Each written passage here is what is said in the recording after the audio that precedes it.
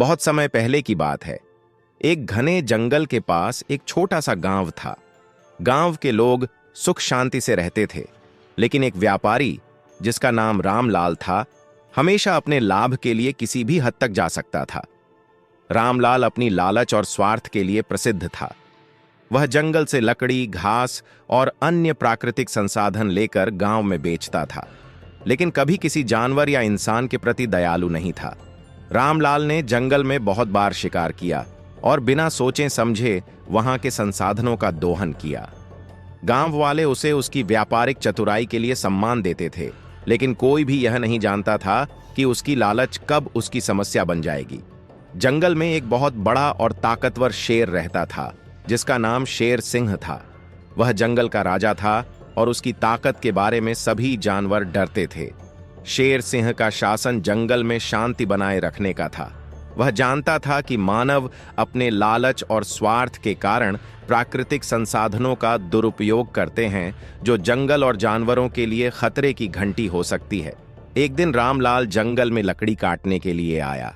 उसे लकड़ी काटने में इतना मजा आया कि उसने फैसला किया कि वह बहुत बड़ी मात्रा में लकड़ी काटेगा ताकि अधिक मुनाफा कमा सके। उसने बिना किसी की परवाह किए जंगल के एक बड़े हिस्से से लकड़ी काटनी शुरू कर दी। इस काम को करते हुए उसने शेर सिंह के शिकार क्षेत्रों को भी नुकसान पहुंचाना शुरू कर दिया। शेर सिंह ने यह देखा और उसकी आंखों में गुस्सा झलकने लगा। शेर सिंह जंगल के किनारे उस स्थान पर गया जहां रामलाल लकड़ी काट रहा था। वह उसे देखकर गहरी सांस लेने लगा और फिर धीरे धीरे रामलाल की ओर बढ़ा।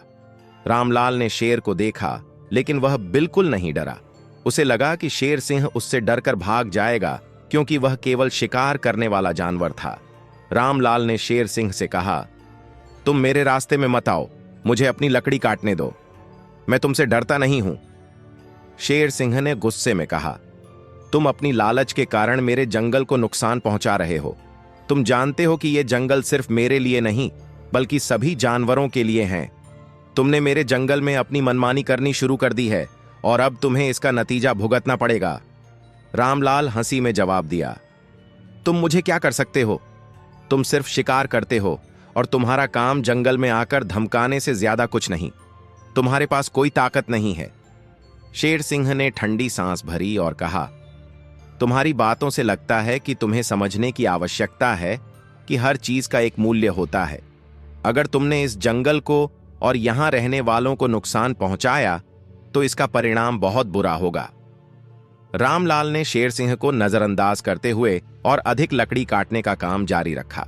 शेर सिंह के रहनाई का पैमाना धीरे धीरे खत्म हो गया। उसने एक गहरी गर्जना की और जंगल के भीतर एक शिकार करने के क्षेत्र में एक बड़ी दीवार बनाई, जिससे रामलाल को अपनी लकड़ी नहीं काटने दी। रामलाल ने देखा कि अब वह अपनी मनमानी नहीं कर सकता। उसने शेर सिंह से घबराकर कहा, तुम मेरी मदद करो, मैं तुम्हारे जंगल को फिर से नुकसान नहीं पहुंचाऊंगा। शेर सिंह ने कहा, तुमने जो किया है उसका परिणाम भुगतने के लिए तैयार रहो, लेकिन मैं तुम्हें एक मौका देता हूं। यदि तुम अपनी लालच छोड़ दो और जंगल में संतुलन बनाए रखने में मेरी मदद करो तो मैं तुम्हारे साथ मिलकर काम कर सकता हूं।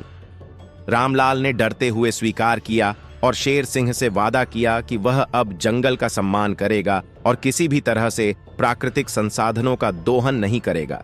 शेर सिंह ने उसे एक शर्त दी कि वह कभी भी जंगल में अनावश्यक रूप से लकड़ी नहीं काटेगा और न ही शिकार करेगा। रामलाल ने शेर सिंह की बात मानी और जंगल में अपनी व्यापारिक गतिविधियां रोक दी।